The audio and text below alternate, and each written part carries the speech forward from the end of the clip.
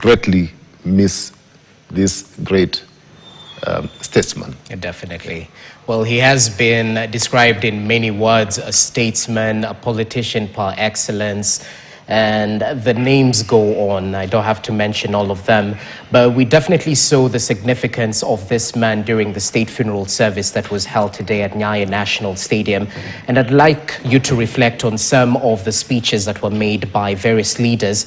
And I'd like to start with the Bishop, David Kobia, who touched on a couple of things in his sermon, including looting in the country and the pull Raila Odinga had on the masses. Let's just listen in to what the SCK Reverend Bishop David Kobia had to say briefly.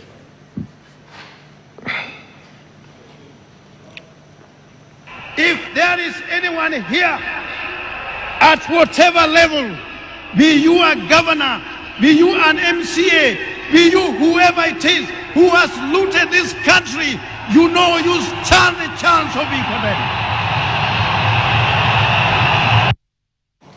Well, just an excerpt of his sermon, which clearly resonated with the masses at Nyayo National Stadium. Why do you think this is the case? I mean, I think Professor Kobia, or Bishop Kobia, spoke about Raila's values. That was Raila speaking through Bishop Kobia. Raila is a man who never tolerated looting of public resources. Raila loved the masses. And in my own interpretation, Reverend Kobia was actually addressing you and me. And in particular, he was addressing those who have been given the responsibility of managing our resources, be them governors, MCAs, MPs, and even the president himself. It was a reminder that they have been placed in, they have been given public trust. They have a duty to carry out. They are carrying out that duty on behalf of the people, and the people can recall that the powers that they've been given at any given time. So that is, in my view, he took that opportunity to remind those in power that please exercise your powers within the confines of the Constitution, like Raila would have wanted you to do. So it was a very, very sharp reminder, and I'm hoping that those who are seated there took that reminder, although painfully, but in stride. And those who are, of course, on the wrong side of Raila's values and beliefs, that they will change and honor Raila in death. Well, it's the best way to ensure his legacy is enduring. And what about the consistency of Raila Odinga's support base? Because, man, he mobilized in life and in death, as I mentioned, and his followers never disappointed. Perhaps in instances where they got a little bit too enthusiastic, maybe as we saw yesterday. But in history, which leaders have enjoyed a close to a fanatical following? Is there anyone who never needed to mobilize, similar to the late Raila Odinga? Jesse, I mean, I've been around for some time, and I can tell you, I cannot remember any political leader in the recent past who has had the capacity, the ability to mobilize people the way Raila has done. Maybe in the present time, there could be one or two, I'm not very sure, but nobody matches Raila Amolo Odinga. And I believe it's because, he listened to the people. He did what the people wanted, all right?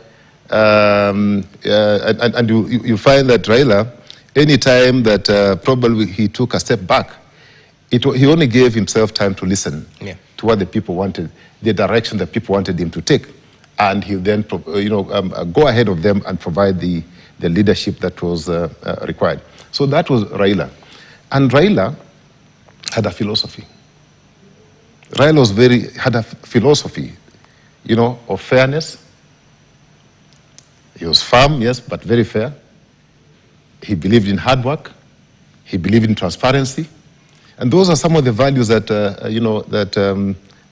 made him connect with the ordinary persons. Yeah.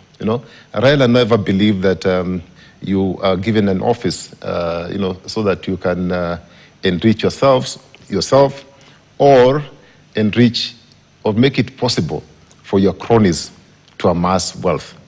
That was not Raila. And I believe that's why the masses believed in him. Because they could see a man who really loved people, deep from his heart, and he cared for people.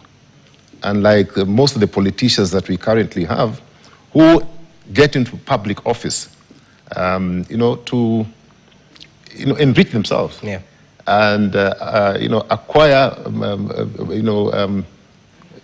things through dubious means that you cannot even imagine. And you wonder what these people do with all those assets, the wealth that they have stolen from the public. You wonder even whether they sleep. Raila slept comfortably because he never at any point stole public resources. You can see at 80 he was still looking very strong. I doubt whether some of these fellows who are in power in their 50s, I doubt whether they look like Raila in another 5 or 10 years. Interesting. But I have to get controversial briefly. Did Raila drop the ball towards the end, or was he consistent with his ideals? Because I'm sure you've come across the negative comments on social media where people question his ability to adapt to different political environments, which has, of course, brought praise and rebuke in equal measure. What do you make of his political acumen? You see, Raila is a man who has sacrificed a lot. Even when it was so clear that Raila had won elections, he still sat down and put this country before him, before his own personal interest. If Raila was a person who cared about his interest, then I can tell you, I'll take you back to 2003. We talk about handshakes. But immediately after Kibaki took over, Kibaki and Raila had an arrangement. That arrangement was not honored. And I remember I was in the team of what we called the 7 wise men who intervened, and we started engaging President Kibaki at that time and his team. We engaged Raila's team. And after a few weeks, they were able to reach some compromise. It was not a very easy exercise to carry out, because both of them believed that they had contributed to the victory and they were entitled to 50% of government. That is 2003. 2007, we all know that Raila won elections. We all know, okay? I was at the center of the things that were happening. I was at KICC that time, and I can tell you, I had the opportunity to interact with the late Kivuitu, and I know what happened. But those are details for some other day, okay? But again, 2007, because Raila put this country before himself, he agreed to sit down with somebody we believe he had defeated and come to some compromise. So Raila has had the history of compromising. And I believe, although he has not explained to many people, including myself, that we had got to a point where this country was going to get into total shambles. We were getting to a space where if we had not managed that transition carefully, we would have been worse than probably Somalia. So I still want to believe that he saw that coming, and that is why he extended a hand of friendship to, again, a person I believe that probably, those of us who are supporting Raila, we still believe that we won those elections.